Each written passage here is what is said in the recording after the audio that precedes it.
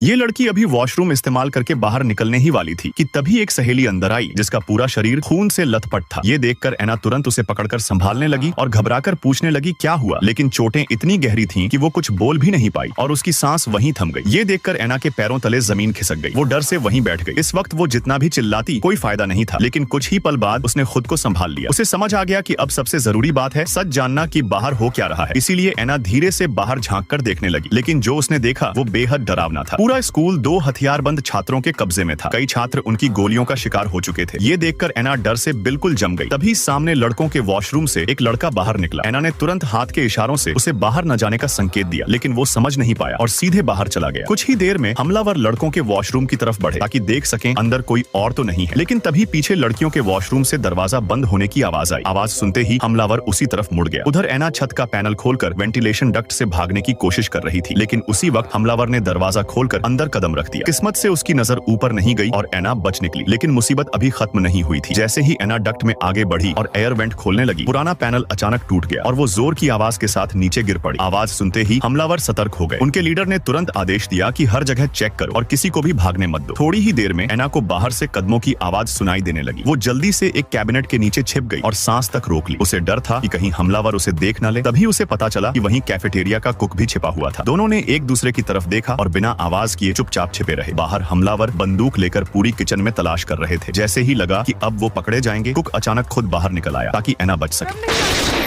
एना डर के मारे अपना मुंह दबाकर बैठी रही ताकि उससे जरा सी भी आवाज ना निकले। कुछ देर बाद भारी आवाज के साथ दरवाजा बंद हुआ। तभी एना धीरे धीरे उठी और संभल कर बाहर रेंगती हुई निकली। इस बार किस्मत ने साथ दिया। वो पीछे के दरवाजे से बाहर निकलने में कामयाब हो गई, लेकिन जैसे ही वो तेजी से स्कूल के मेन गेट की तरफ भाग रही थी, उसने सामने काले सूट में खड़े एक आदमी को देखा